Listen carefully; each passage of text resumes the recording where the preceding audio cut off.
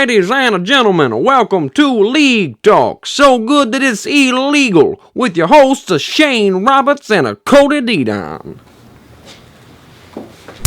Once again, Christopher Roberts here. Behold the yonder door. Tabulation staff. Only. Or is it? It is. Over to you, Schmoozy and Squirrel Boy. Oh, hey, large internet audience. We didn't really see you there. Oh, well, welcome back to League Talk. So good that it's illegal. We left off right before the commercial break, bringing up the very vague and subjective ideal of the tab room. Yeah, tab of room, tab. absolutely. Specifically, I think it's paramount that we just discuss two conspiracy theories that are very prevalent among us as NCFCAers. What's the first one of those theories? We first have to introduce this. I mean, I'm sure Yeah, you've all heard the word tab, but none of us have ever actually seen conclusive evidence or one actually shred of evidence that tab actually exists. So a couple of these theories, the first one was back in, I believe it was 98, wasn't it, Schmoozy? Yeah, absolutely. Well, I mean, it says here that it was 98, and by the way, I mean, there's no conclusive evidence that tab actually exists in the first place. We don't even know if there was evidence that this was a theory. We just have stacks of paper that are just saying, that are very speculative, just concerned about the existence of tab. But back in 98... This is legitimately called speculative opinions, that's what it says. But back in 98, there was Chesterton Brownington. He had a very rhyming name. He came up with a theory, and it's now, thanks to Chesterton, called the Chesterton theory. Yeah. And so basically what this theory was is that tab is actually a myth, a mythical creature like Bigfoot. You know? Sure, it's basically equates tab with Bigfoot. That being said, the tab just really doesn't exist. In fact, it's just really a vague entity. It's like a smoke screen so that you can just kind of blame anything on it. It's a smoke screen, but it's also a kind of a scapegoat, you know? Something went bad, tab messed up. And it was also, like, if you did something bad, they were like, ooh, watch it, tab's angry, ooh, you know, like, tab's gonna get you. I could not have said it better, Squirrel Boy. I mean, what we're dealing with is this entity. And so they essentially could do two things with the existence of tab in place and under the Chesterton theory. Firstly, tab could be used as this scapegoat. I mean, if you look at any announcements always run late. And whose fault is it? Tab. I mean, whose fault is it? It's tab's fault. Did we ever see tab? No. No, but whose fault is it? It's always tab's fault. Always tab's fault. If something gets messed up, if a ballot didn't get pushed out on time, whose is it? Tab's fault. Tab's fault. Okay, and the second thing that tab exists for is basically this big, entity that just growls over you. It's kind of like a disciplinary measure. It's like a rod. If you don't be good, tab is going to spank you. Tab is under your bed, be careful. Exactly. That's why my feet never hang off the bed at night, because I'm afraid tab's going to run up and grab me and suck me under. Yeah. Absolutely. And whose fault would it be? Tab's. It would be tab's fault. It would be tab's fault. Bringing us, I mean, these theories go on and on and on. The second theory was thought up by what was that girl's name? She was the Flowerson theory. Oh, it is the Flowerson theory. She was short, had a hunchback, glasses. Oh. Region 1, actually. She was one of the only Region 1 competitors that we've ever seen. Region 1 is another shady, was it like smoky area. Yeah, was it Alaska or Hawaii? No, it was Hawaii. Was it Hawaii? Okay, that's right. Oahu, yeah. Not many people get to go to Hawaii in the first place. Well, the thing is, so, I mean, you have a better handle on this one, so... Yeah, well, sure.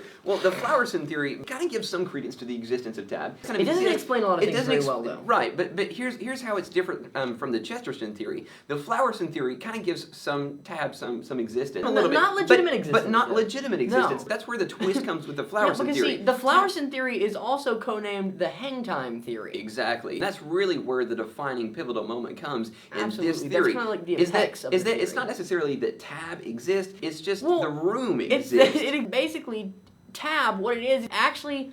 it's like our hangout room, but for judges and more secret. Exactly. It's like the crazy hangout room that we junk up with all of our stuff. It's that they just junk it up with random ballots that they don't even care about. But why do they not care about the ballots? Well, the interesting part about the Flowerson theory is that the ballots were already determined before the tournament even started. We're convinced that they burn ballots in a little fire pile in the room and dance around singing tribal melodies. Exactly. I mean, it's absolutely ridiculous. You always feel like the judging is crazy. You know why the judging always feels crazy? It's because these tournaments are pre-scripted. It's absolutely crazy. It is. I mean, it's not illegal because guess who's writing the rules? Tab.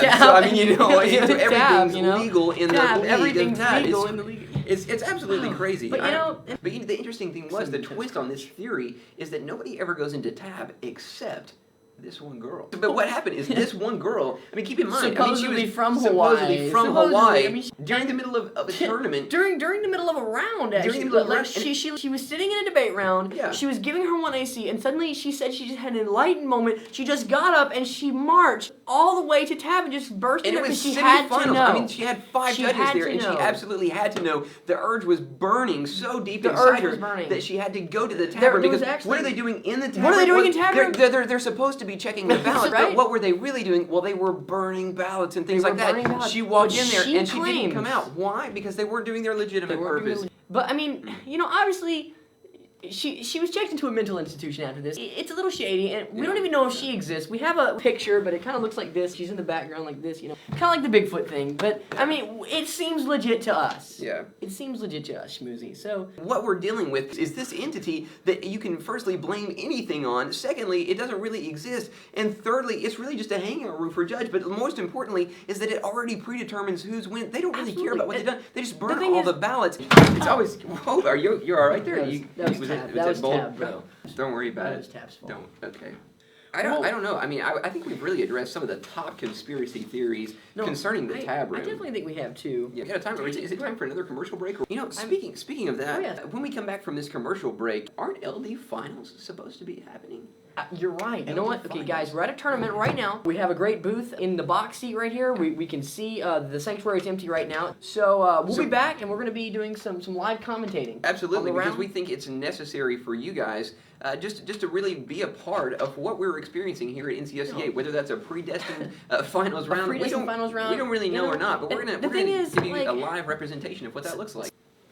We'll be back in a minute. We'll be back, yeah. So, quick commercial break.